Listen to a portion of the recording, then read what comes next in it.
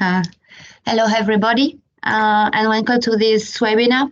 I just want to inform you that this webinar will be in French, and for all our attendees who don't speak and understand French, I assure you that the replay will be translated and available next week. You will receive a message, an email with the link to be connected and to see it in English. So I apologize for this, and I know that the announce was in English, but so if you want to stay and to have all the webinar with the images and a quick introduction about EasyStiff, you can stay, but be sure that you will receive this link next week. So I introduce Julien, who is our CEO at Biomeca, and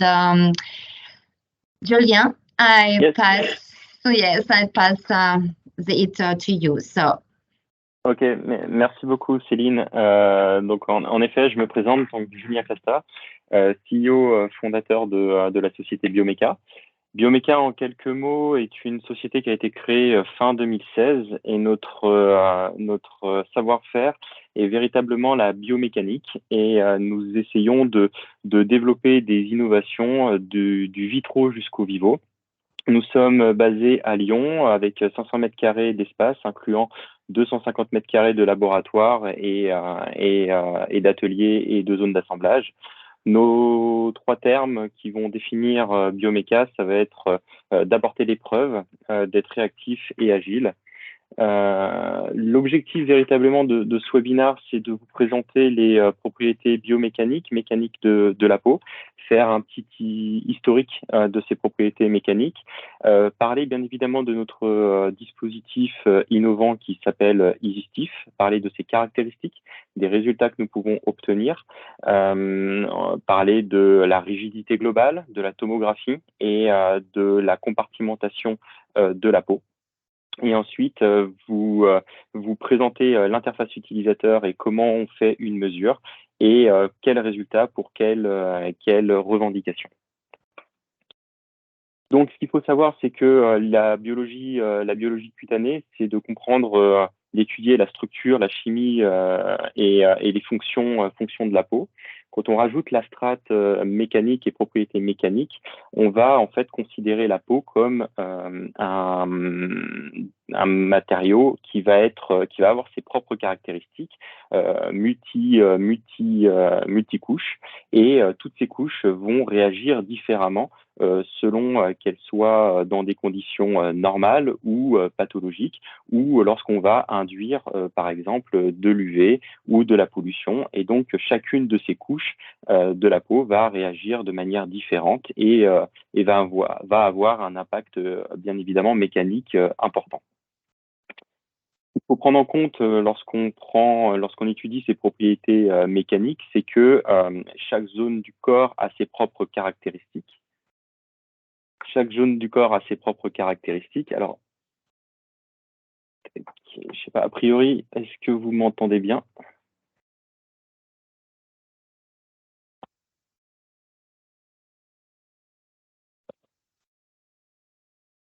Mais par contre, vous ne voyez pas ma présentation, je crois, c'est ça? Oui. Ok, alors, attendez.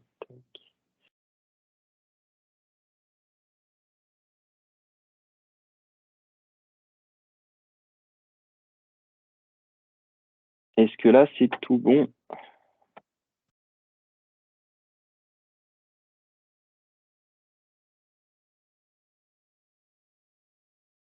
Allô, allô?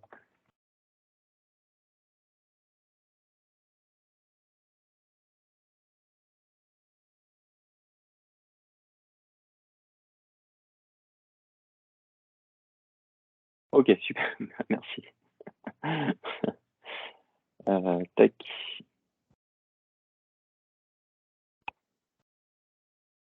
Alors, reprenons. Donc, désolé pour les petites slides juste avant, mais c'est c'était juste illustratif, donc pas de grosses problématiques en soi. Pour continuer, les propriétés biomécaniques de la peau ont été largement étudiées par le passé. Ce n'est pas une notion qui est récente. Dans les années 1600 et jusqu'à 1836, on commençait à avoir les premières notions de propriétés mécaniques en intégrant l'anisotropie avec les grandes lignes de tension cutanée. Et il existe aujourd'hui des dessins du corps humain représentant ces grandes lignes de tension qui vont donner une certaine orientation, par exemple, aux fibres présentes dans le derme. En 1861, on va parler de prétention.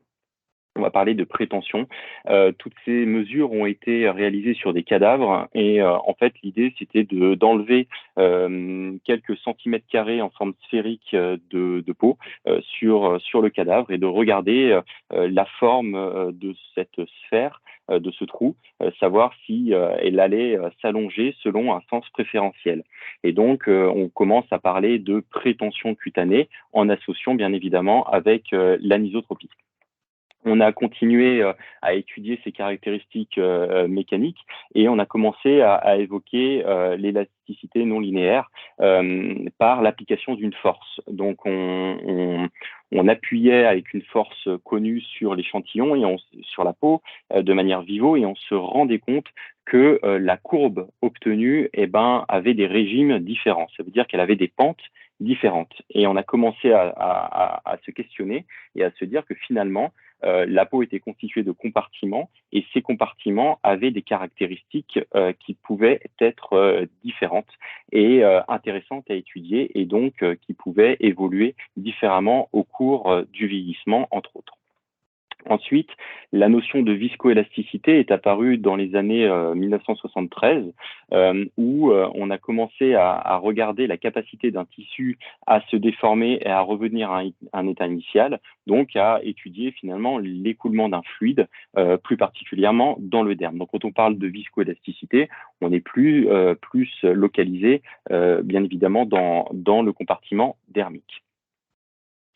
Donc la peau, d'un point de vue mécanique comme d'un point de vue biologique, elle est segmentée en couches, 3 grandes couches, l'épiderme, le derme et l'hypoderme.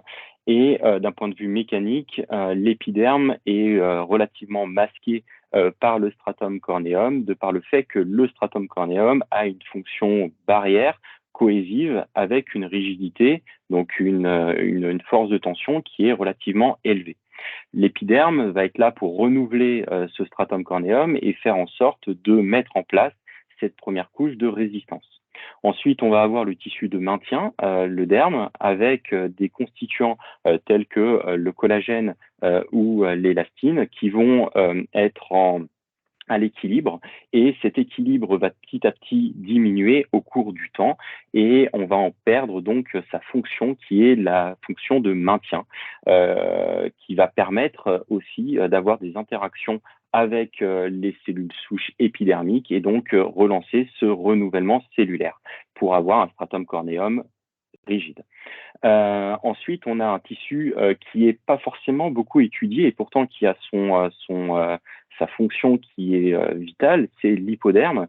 L'hypoderme est une région constituée de graisse et va plus être là d'un point de vue mécanique en termes de coussin. Ça va être un coussin qui va protéger les muscles d'un côté et les os de l'autre pour pouvoir, en cas de choc, amortir les chocs, capter l'énergie via la masse graisseuse et ne pas la diffuser au niveau de ces structures qui sont vitales, qui est les os et les muscles.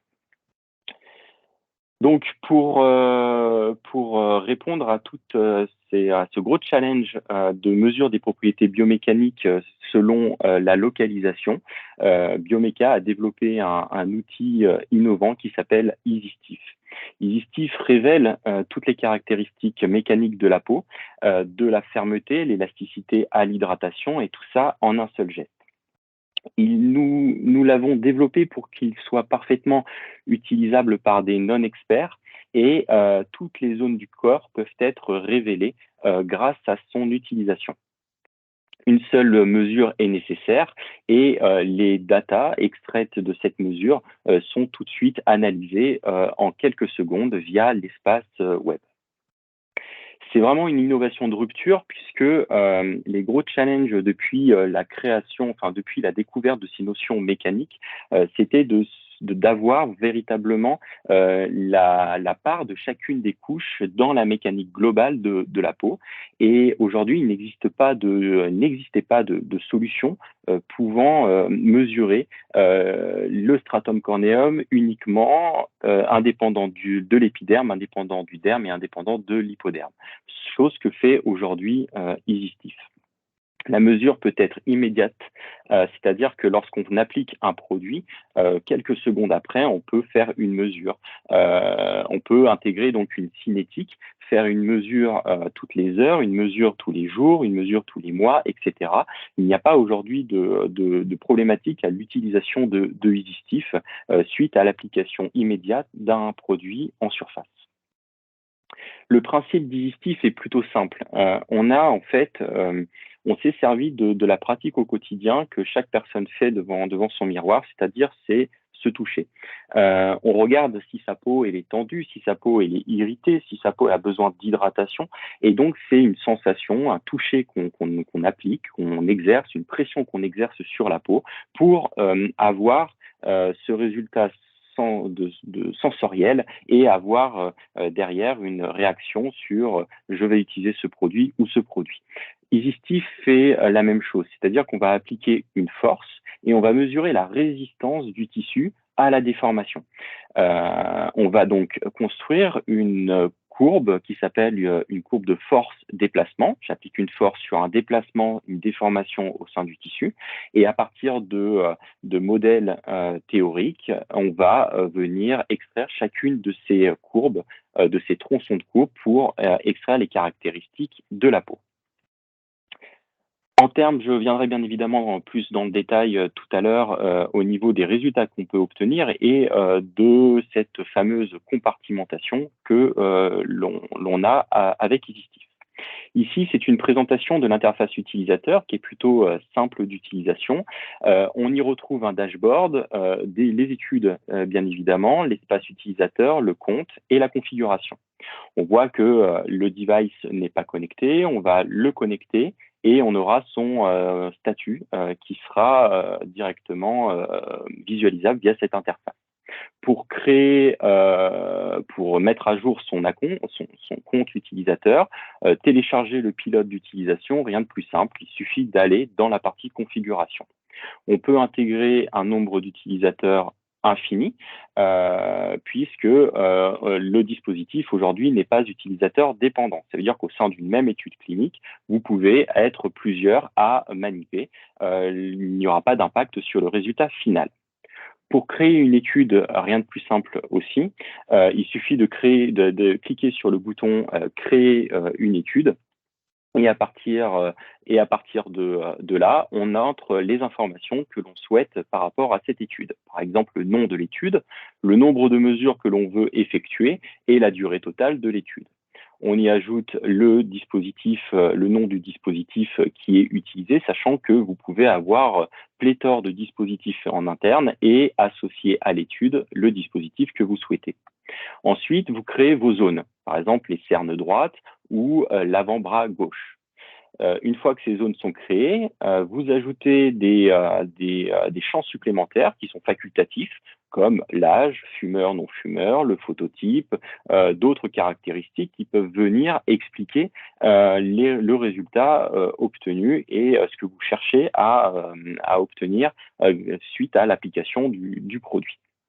Ensuite, vous avez la possibilité d'importer directement les panélistes. Donc, si vous en avez une cinquantaine, par exemple, vous téléchargez une trame et vous l'importez ensuite. Ou si vous en avez que quelques-uns, vous pouvez les ajouter manuellement. Après, vous lancez l'étude. Vous pouvez soit lancer l'étude, soit la lancer plus tard, ou soit regarder le tutoriel qui permet d'utiliser EasyStiff. Lorsque vous lancez l'étude, vous retrouvez les caractéristiques de l'étude. ces caractéristiques, vous pouvez bien évidemment apporter des modifications et vous pouvez donc démarrer l'étude avec EasyStiff quand vous le souhaitez. Vous avez juste à cliquer sur démarrer, ouvrir et vous sélectionnez la zone d'intérêt, avant à gauche par exemple, et vous prenez une mesure. Ici, vous avez besoin de calibrer l'appareil. Donc la calibration, c'est tous les 3 heures que vous faites une calibration. Rien de plus simple, vous prenez le dispositif, vous appuyez sur la partie calibration, le dispositif devient vert et la calibration est donc opérationnelle. À partir de ce moment-là, vous pouvez continuer et prendre des mesures. Et prendre une mesure, rien de plus simple, vous prenez Take a Measure, vous exercez donc la pression sur la peau, le dispositif arrête de s'éclairer en vert, vous reposez le dispositif et la mesure est donc effectuée et terminée. Et ça, ce process de mesure, vous le faites jusqu'à la fin de votre étude. Donc, en termes de données qu'on peut extraire, il y a la première donnée, c'est la mesure de module élastique global de la peau. La mesure élastique globale de la peau, c'est j'applique une force, je déforme ma peau, j'obtiens cette courbe de force déplacement, et à partir de cette courbe de force déplacement, j'extrais la rigidité, donc le EA, de la totalité de la courbe. C'est-à-dire que je prends en compte tous les compartiments du stratum jusqu'au derme. À partir de là, on a donc une valeur en mégapascal, et cette valeur de mégapascal, par exemple ici sur une étude interne sur des femmes de 19 à 65 ans, on a donc une courbe de rigidité de la peau selon qu'on se trouve au niveau de l'avant-bras ou au niveau de la patte doigt. Donc, cette valeur de EA, bien évidemment, peut être valorisée en tomographie, c'est-à-dire que là, on applique un nouveau modèle sur cette courbe obtenue. On va la découper en tronçons, et le fait de découper cette courbe en tronçons va nous permettre d'accéder au module élastique par compartiment. Donc, c'est une publication qui a été publiée par Roduit, l'équipe de Roduit, en utilisant un appareil qui s'appelle le microscope de force atomique, qu'on utilise en interne aussi chez Biomeca. L'idée étant qu'on applique une force et on vient à chaque micromètre recréer l'échantillon biologique et donc avoir toutes ces caractéristiques vraiment internes et derrière avoir une visualisation de la peau d'un point de vue mécanique de la surface jusqu'à plus de 1 mm à l'intérieur de l'échantillon. La compartimentation utilise cette tomographie et cette valeur de EA globale. Ici, en fait, nous allons récupérer la courbe. On sait qu'il y a des variations au niveau des épaisseurs de l'épiderme, du derme et du stratum corneum qu'on se trouve soit au niveau de la peau de l'avant-bras ou au niveau du visage. Donc, on a intégré des zones d'ombre, des zones non prises en compte au niveau de la peau afin d'extraire uniquement la valeur du stratum corneum, de l'épiderme et du derme au centre de ces tissus afin de s'affranchir de la jonction dermo-épidermique et de cette zone entre le stratum et l'épiderme qui est relativement floue aujourd'hui.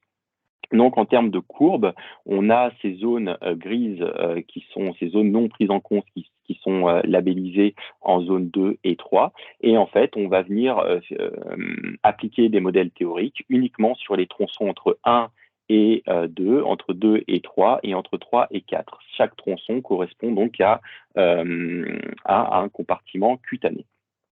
On extrait donc le EA et donc on est capable de donner la valeur du stratum corneum, de l'épiderme et du derme, et ce indépendamment de la partie de l'épaisseur donc de l'échantillon. Ensuite, au niveau des résultats, nous avons réalisé donc toutes les manips, donc c'est-à-dire 8 mesures au total. Nous pouvons sélectionner les utilisateurs, enfin les panélistes, ensuite choisir donc les zones d'intérêt, l'avant-bras gauche, par exemple, et d'un point de vue, une rigidité d'un point de vue global. On a l'affichage ici de la rigidité de la peau globale, de la peau au niveau de l'épiderme, au niveau du derme et au niveau donc de la tomographie. On a la possibilité d'enlever une mesure, de s'intéresser seulement à une zone d'intérêt et derrière, on peut extraire toute la data directement en CSV pour pouvoir ensuite vous donner la possibilité de la traiter selon ses caractéristiques de l'individu, selon sa localisation et le temps. Donc, toutes ces data sont bien évidemment exploitables. Vous pouvez rajouter en cours d'étude le panéliste que vous souhaitez. Et derrière, quand vous avez terminé l'étude, votre étude se trouve dans l'étude terminée et vous pouvez après donc retraiter les data comme vous le souhaitez, faire des groupes, créer des groupes de panélistes selon les âges par exemple ou selon d'autres caractéristiques qui leur sont propres. Vous pouvez aussi uploader vos rapports directement pour, quand vous avez plusieurs études, avoir en une seule interface tout le suivi réglementaire et qualité de l'étude sur une seule interface.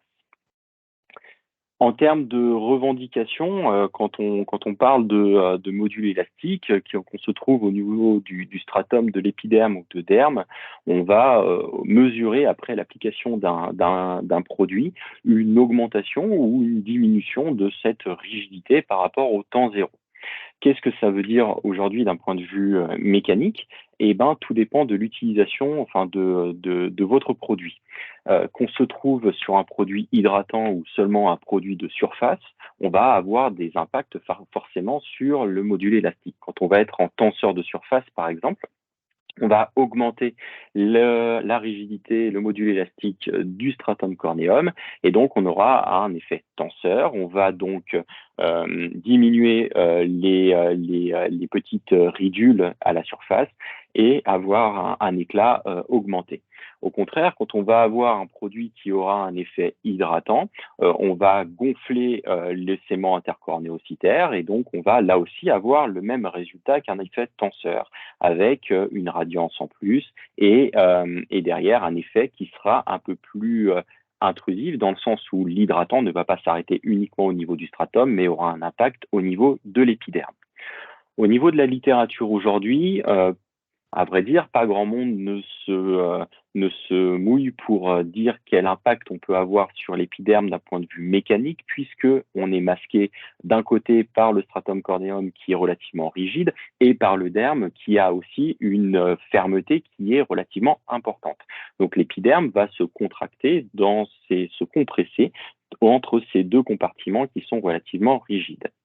Malgré tout, quelques publications sur l'épiderme sont sorties en vivo et en interne, bien évidemment, avec Isistif, on l'a validé. C'est que lorsqu'on diminue le module élastique avec un produit hydratant au niveau de l'épiderme, on va donc repulper, regonfler ce compartiment-là. Alors que lorsqu'on va l'augmenter, on aura donc un impact très fort et masqué par le stratum corneum qui aura eu, lui, un impact comme par exemple l'effet tenseur de surface. On risque d'augmenter la rigidité de l'épiderme. Donc, il faut vraiment prendre en compte la notion de peau qui est vraiment propre à l'individu, pas d'un point de vue global, mais propre à l'individu, à sa localisation en intégrant les grandes lignes de tension, etc. Prendre en compte bien évidemment le type de produit appliqué et derrière, si j'augmente ma rigidité au niveau du stratum corneum par un effet tenseur, je vais naturellement augmenter la rigidité au niveau de l'épiderme de par le fait que j'ai une tension qui est un peu plus élevée au niveau du stratum. Par rapport au derme, donc qui est vraiment le reflet de la fermeté de la peau. Lorsqu'on a une diminution de la rigidité au niveau du derme, donc on a une prise en compte de l'hydratation par l'acide hyaluronique, par exemple. On va avoir un volume qui va être beaucoup plus important et donc un effet pumping. Ensuite, quand on va augmenter sa rigidité, on va créer de la substance. Donc, c'est augmenter la fermeté. On va créer de la substance qui sont des macromolécules élastine et collagène. Et on va là aussi augmenter la fermeté, augmenter la densité et avoir un impact réel sur le tissu de maintien de la peau. Donc, toutes ces revendications, bien évidemment, sont à mettre en face du type de produit, comme je l'ai dit, du type de produit utilisé. Donc, je vous remercie d'avoir été présent lors de ce webinaire. Bien évidemment, si vous avez des questions, n'hésitez pas à les poser. Merci.